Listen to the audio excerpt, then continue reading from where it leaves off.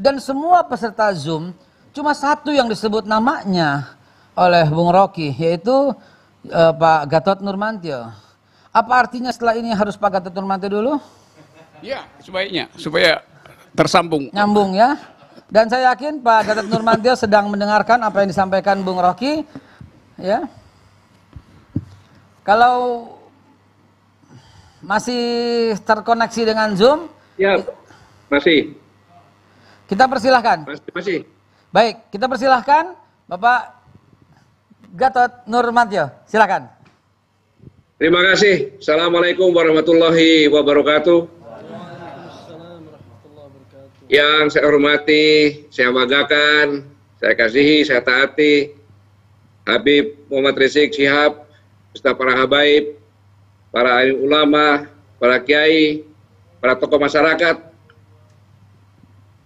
Saya hanya mengatakan alhamdulillahirrahmanirrahim bahwa saya bisa bergabung di acara yang sangat strategis ini, dan sekaligus saya juga menyampaikan terima kasih karena Habib Rizik berkenan telah mengirim kata suara sambutan dalam peluncuran buku pemikiran Sang Revolusioner yang ditulis oleh Saudara Dr. Syahganda Nainggolan beberapa hari yang lalu.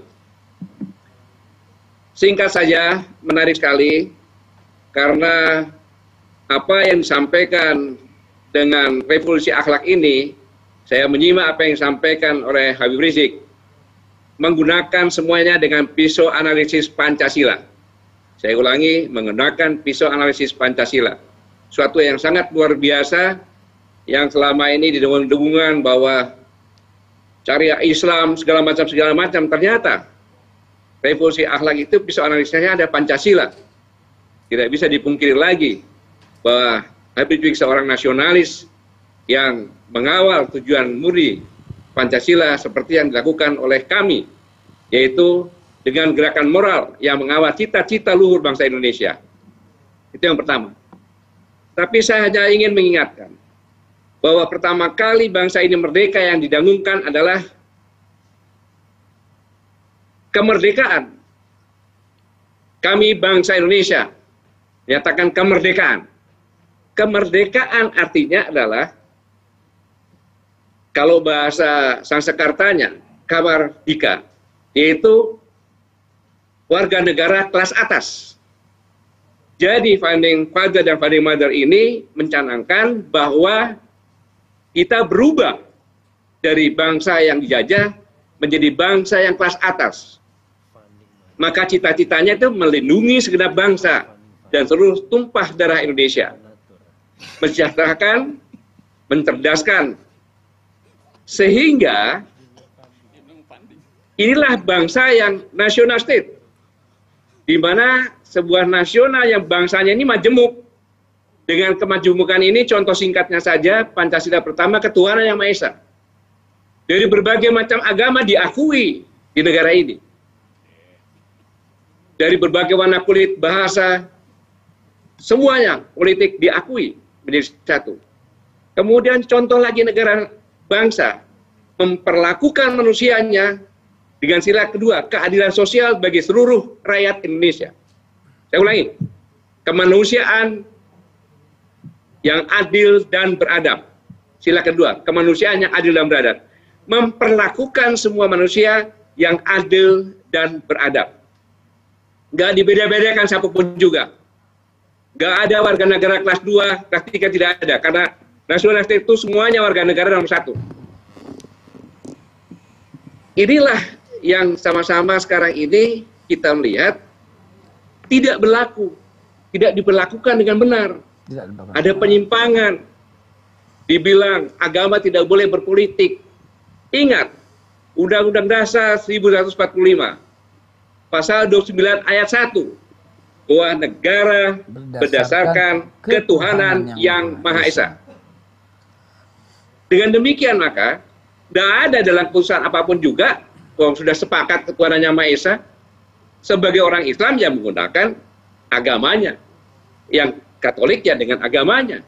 Karena semuanya adalah agama untuk kebaikan. Ini yang pertama.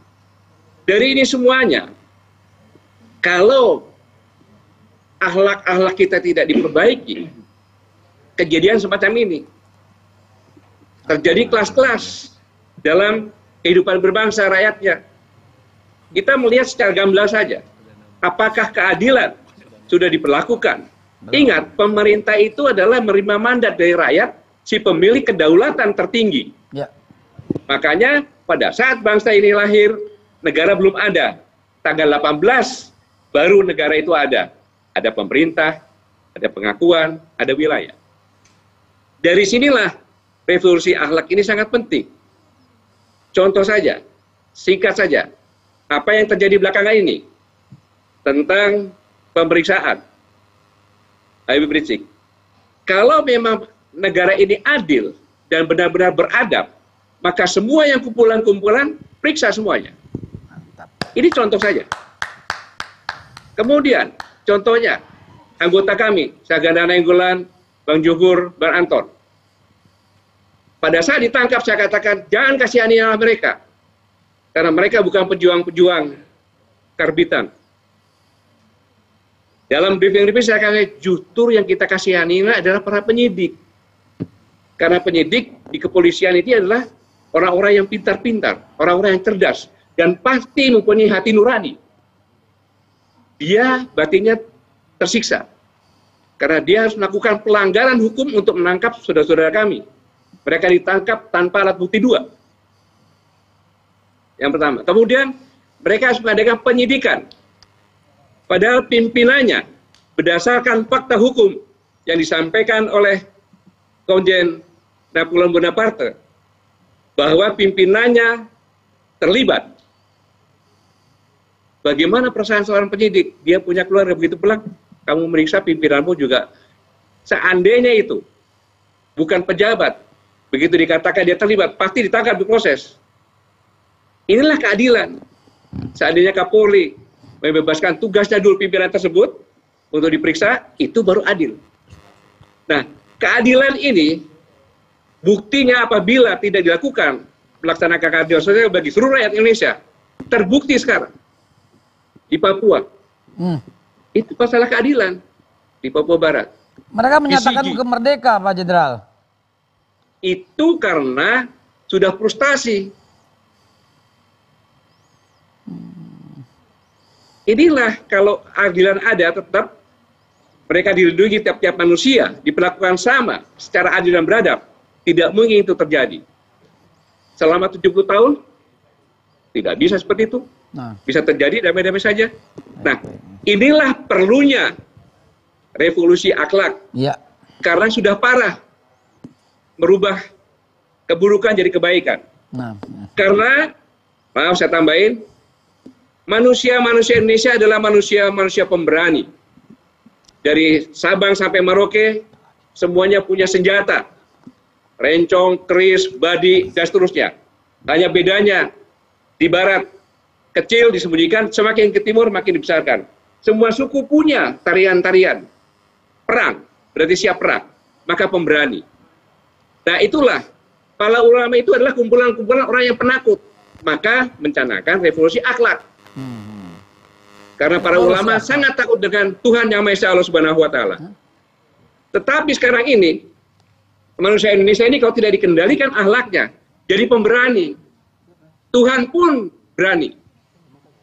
Buktinya, bersumpah menjabat biar-biar karena korupsi. Nah inilah perlunya revolusi akhlak. Dan saya sangat menghormati acara ini karena menggagas tema yang sangat penting, revolusi akhlak. Sebuah gagasan yang sejalan dengan kami. Yang melaksanakan gerakan moral. Saya pikir kita perlu sama-sama dukung, bersinergi semua komponen bangsa untuk tujuan yang sama, mengawal cita-cita bangsa. Terima kasih. Wassalamualaikum warahmatullahi wabarakatuh. Terima kasih, Jenderal. Berkali-kali Pak Jenderal Gatot Nurmantio mengatakan revolusi akhlak. Ini sepertinya sudah menjadi konsep.